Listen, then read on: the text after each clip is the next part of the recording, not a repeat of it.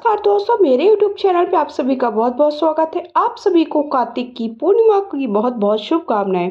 जो भी कार्तिक के महीने में स्नान कर रहे थे या कार्तिक के महीने में स्नान नहीं भी किए हैं, तो कार्तिक की पूर्णिमा के दिन एक दिन ही आप कार्तिक स्नान के बराबर महत्व फल की प्राप्ति कैसे करें, उसके लिए आप सभी को क्या करना है। कार्तिक की पूर्णिमा के दिन श्री हरि विष्णु का और तुलसी जी का पूजन करने से आपको पूर्ण फल की प्राप्ति हो जाती है। भले आपने साल भर या फिर कोई भी पूजा व्रत नहीं किया है, साथ ही साथ जो कार्तिक स्नान भी नहीं किया है, तो आपको कार्तिक पूर्णिमा के दिन तुलसी जी का श्री हरि विष्णु का पूजन कैसे करना है। इसे देव दिवाली भी कहा जाता है। देव दिवाली को देवताओं की दिवाली के उत्सव के रूप में मनाया जाता है। कार्तिक पूर्णिमा के दिन भगवान शिव ने त्रिपुरासुर नामक राक्षस का वध किया था। अंत की खुशी में देवताओं ने संपूर्ण स्वर्गलोक को दियों से प्रकाशित किया था, जिसे दीपावली का रूप ही माना जाता है। इसे कई लोग त्रिपुरारी पूर्णिमा भी कहते हैं। तो कार्तिक पूर्णिमा जो कि 15 नवंबर 2024 को 6:19 पर प्रारंभ होगी और अगले दिन 16 नवंबर को 2:28 तक रहेगी। तो 15 नवंबर को शुक्रवार को यह व्रत रखा जाएगा। इस दिन हमें स्नान दान का शुभ मुहूर्त 4:58 से लेकर के 5:51 तक है।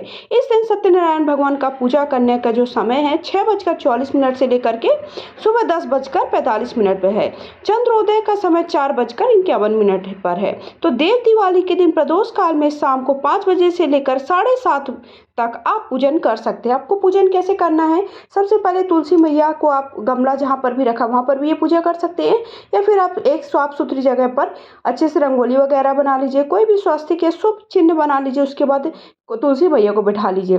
तुलसी मैया को गेरू वगैरह से भी, अगर आपका देखिए नीचे फर्श ऐसा है कि आप गेरू वगैरह से भी लीप सकते हैं, तो वो भी आप कर सकते हैं। उसके बाद हम एक पटे पर पीला वस्त्र बिछा करके श्री हरि विष्णु की फोटो तस्वीर जो भी है वो रख लीजिए, और पूर्णिमा की अगर आपके पास कथा की किताब है वो रख लीजिए। उसके साथ साथ गणेश जी को बैठा दिया मैंने थोड़ा सा।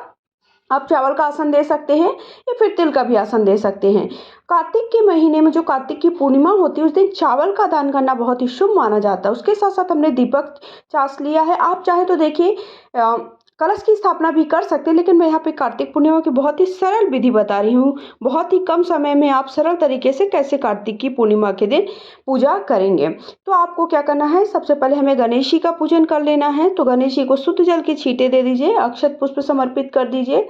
तो और हमें हल्दी कुमकुम लगा देना है और अक्षत समर्पित कर देना, पुष्प समर्पित कर देना, वस्त्र के भाव से कलावा चढ़ा दीजिए। अगर आपके पास जनेऊ है तो आप जनेऊ भी चढ़ा सकते हैं। कार्तिक पूर्णिमा के दिन दीप दान करना बहुत ही खास होता है।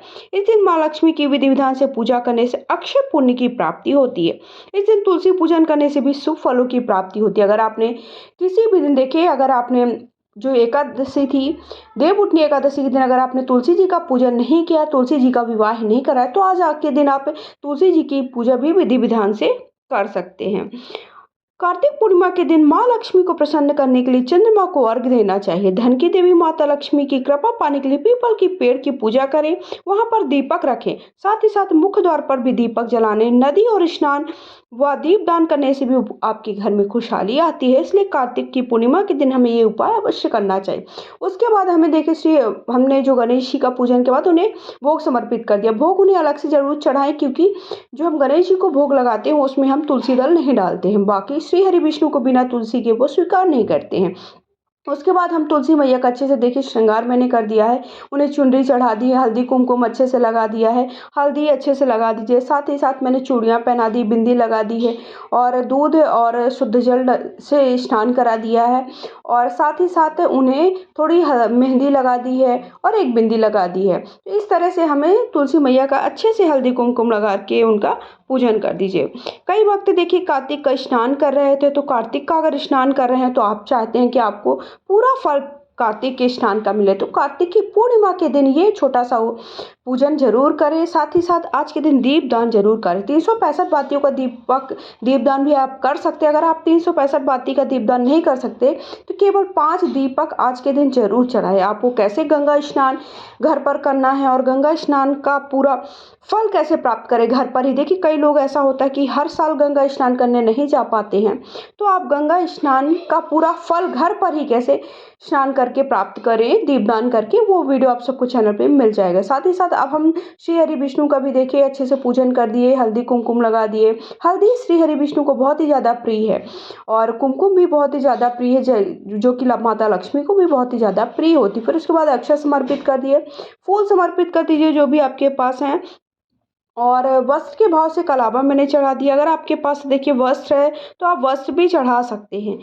आज के दिन देखिए अगर आप कार्तिक स्नान कर रहे थे तो कार्तिक स्नान के लिए हमें कार्तिक का स्नान का उद्यापन जरूर करना चाहिए। उद्यापन कैसे करना है, उसके लिए आप सभी को दान करना बहुत ही ज़्यादा जरूरी है। किसी भी ब्राह्मण ब्राह्मणी के जोड़े को खिलाएं, साथ ही साथ दान अवश्य करें, जितना हो सके उतना दान करना चाहिए। कपड़े का दान करें और उसके साथ साथ बर्तन का दान करें और चुनरी का दान करना भी, और जो सुहाग की सामग्री है वो भी दान करना बहुत ही शुभ माना जाता है।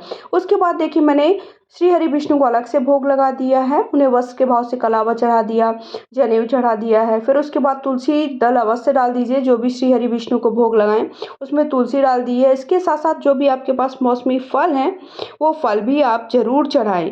जो कार्तिक की पूर्णिमा होती है, शुक्ल पक्ष की पूर्णिमा को कार्तिक का पूर्णिमा माना जाता है। इस दिन स्नान करना, दान करना बहुत ही ज़्यादा फलदायी। आप जो साल भर में जितना आपको फल प्राप्त नहीं होता दान और दीपदान का और स्नान का, उतना कार्तिक के 1 महीने के स्नान, दीपदान और कार्तिक की पूर्णिमा के दिन ये इसका विशेष फल होता है, क्योंकि ये अंतिम दिन होता है जो कार्तिक के महीने का। उसके बाद भोग प्रसाद में देखिए सिंघाड़े का, आंवले का भोग लगा दीजिए अगर आपको मिल जाता है। उसके बाद यथासंभव जो भी दक्षिणा वो चढ़ा दीजिए।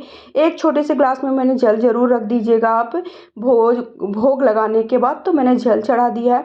उसके बाद तुलसी मैया को खील बतासे का भोग लगा दिया है, तो उन्हें खील बतासे का भोग अवश्य लगाएं। उसके बाद मैंने देखिए एक लोटे में चावल भर के दिया रखा है। इस चावल को हमें क्या करना है, किसी को भी ज़रूरतमंद को या ब्राह्मण को दान देना।